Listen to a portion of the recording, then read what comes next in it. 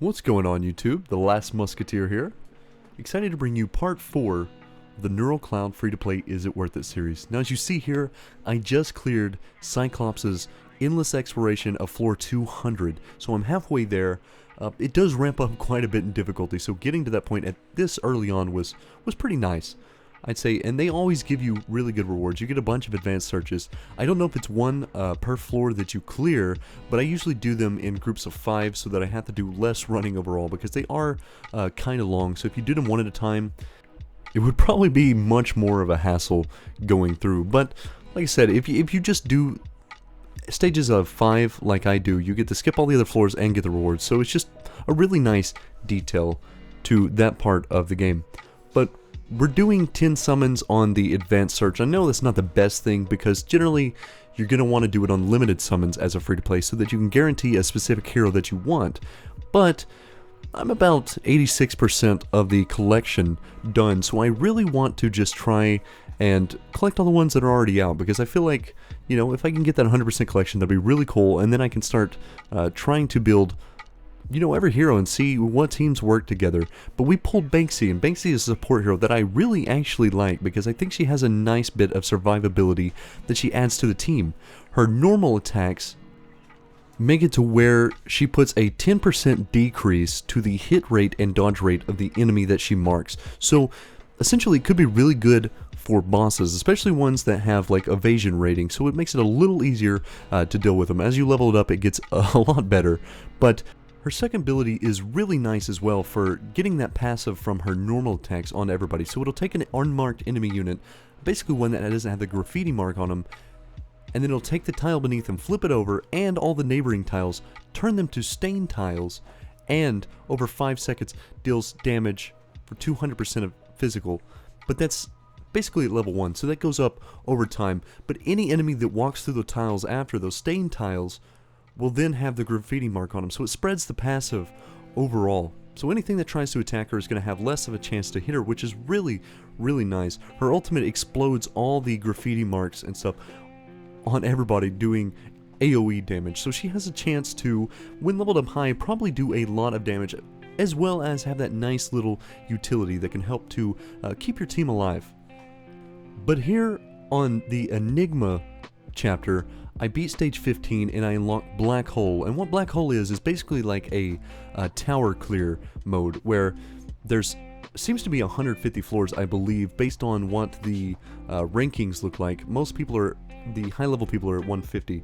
So you'll go through, and at level 5, stage 5 rather, you get a skin ticket. And what's really cool about this is because I didn't think there was any other ways of getting skin tickets. Now, I don't know how often you're going to be able to do it, especially if you complete it and then waiting later on, but you'll clear 5, get a skin ticket every 10 levels after that. So 15, 25, so on and so forth, give you 5 more skin tickets. So overall, you're going to get a full skin, potentially almost a second. So all in all, for free-to-play players, being able to get a skin is one of the most important factors when I was looking at it, because I really like a lot of these skins and I was hoping they would be available, and I was worried at first. But also I want to take a look at this for a second, because you'll see the high level players have cleared for 150, which I assume is the highest one. Now most of them you see are at a minute and some change. So essentially this top guy did it in 25 seconds. I have to assume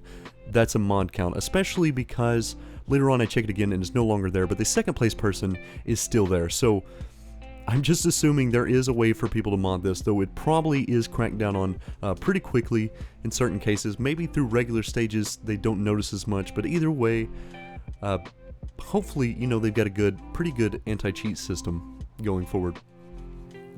Now this is just a full run through of the game mode that is called Vulnerability Check, and this is very good for getting some extra supplies in the store. You can use it for tokens for characters, you can use it for power-ups for the breakthrough materials. It's got a lot of good uses. Now, you can only do it once a day, but it is actually fairly difficult in some stages. You really have to have the right team comps because you are on a time limit through each stage, and the one that I'm really struggling with is the boss on stage 3.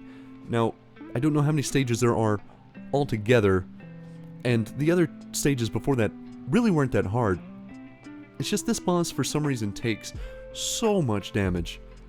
She just eats and eats and eats, and even with the damage boost on my actual warrior hero so that Sintrasai and Hatsuchiri can do the most damage possible, they still just cannot break this hero down. And it does have 325k health, which is no laughing matter for sure.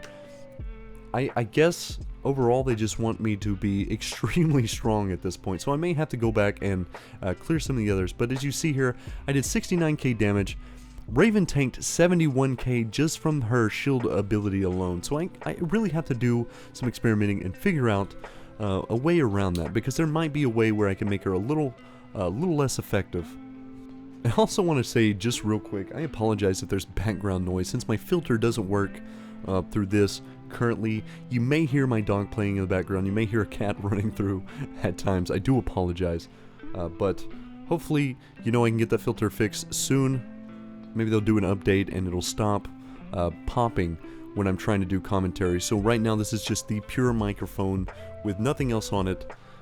It does make my voice sound a little more open, which I'm not too happy about, but either way, it should be fine.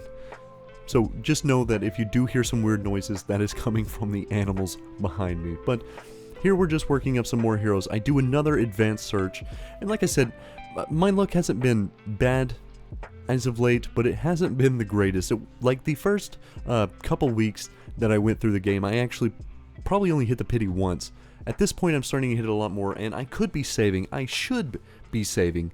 And as a free-to-play player, I recommend that you do save, because it is important to get as much out of your sand and your advanced searches as possible. The limited summons, being able to choose a specific hero, is always your best option.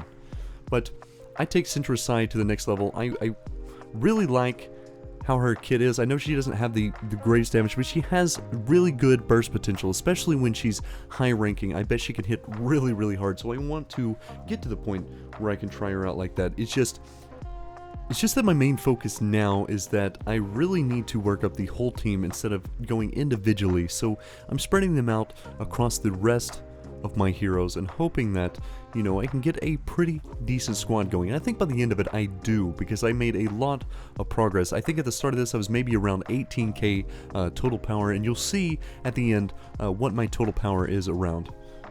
We're taking Banksy up as well. Nautica was one that I'm working on because I see a lot of high level people have her in their squad. She's very good for survivability and making sure that people don't get knocked out during the fight. So one that I will use later, but I'm not worried too much about it right now. Now here is a huge milestone though for me, because after running this I get to 100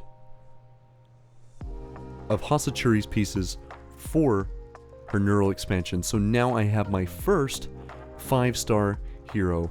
This is the max evolution as far as I know, or expansion wise.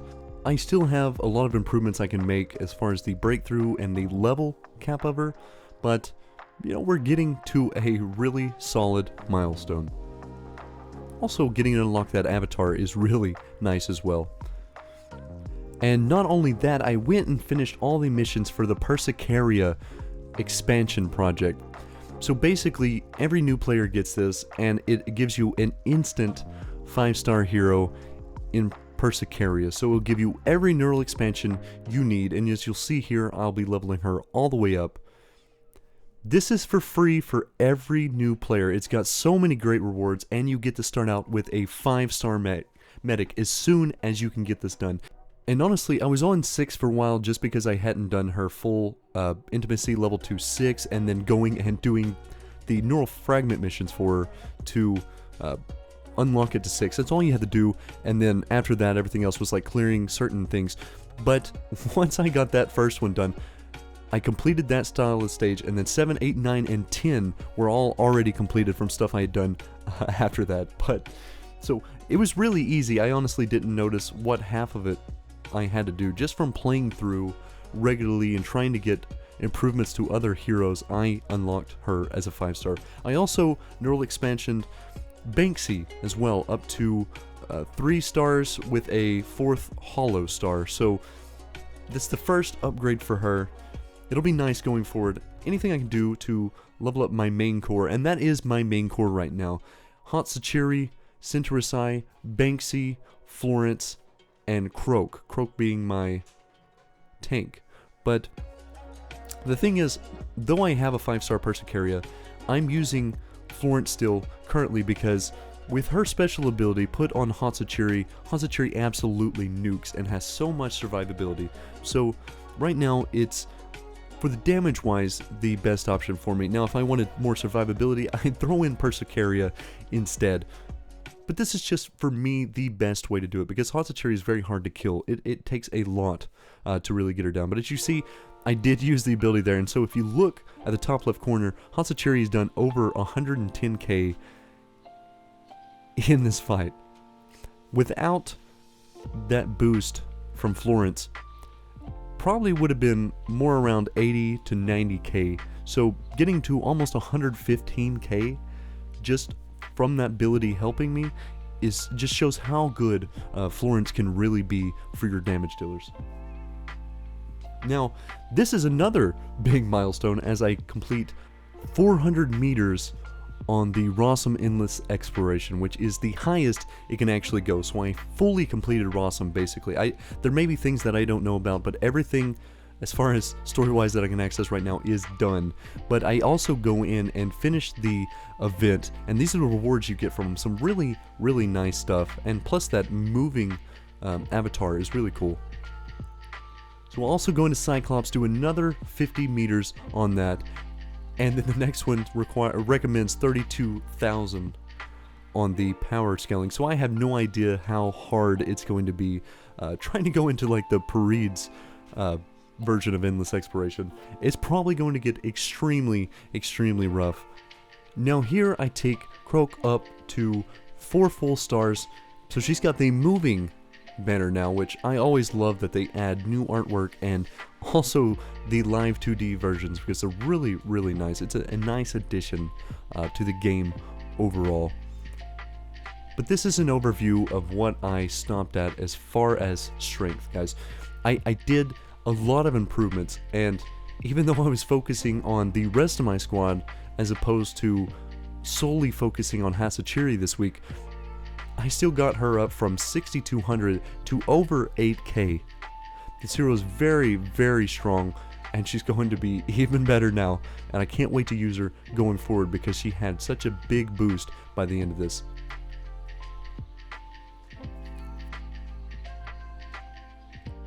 Now Florence is at 5,300, which is pretty good. I'd say for the most part, the rest of my heroes are around this point. Croak being 4,700, which there's always ways I can improve them really early, especially if I'm just getting their skill levels up. That raises their power a lot. Sinterisai at 4,800. Halfway to her next neural expansion, which will take her to 4 full stars. Banksy is almost halfway to hers as well, and she's got a power of 4,700. So if you remember, most of these, Banksy's wasn't even leveled, but most of my heroes were around 2k, so getting them up almost 3k power each is really, really nice. It shows a big improvement to what my overall power is. So basically, just with my starting 5, I have around 28k overall power. If you add in the swap out heroes into that as well, I'm sitting well over 35k, which is really, really good. So I'm hoping in the next coming week that I can do some more clear progress at this. And like I was talking about earlier, that 27-second or 37-second is removed, so I assume that it had to have been a mod account. But hopefully, you know, I can get a lot in there and then go for some type of skin voucher and purchase one of these skins so I can show it off, because I really like these, and especially this. It looks like Croak is over here eating Pocky, or at least that's what I know it as in the US. But anyway, guys, that's all I've got for you this week. Hopefully I can do a little more next week, but this has been The Last Musketeer, and I'll see you in the next one. Peace.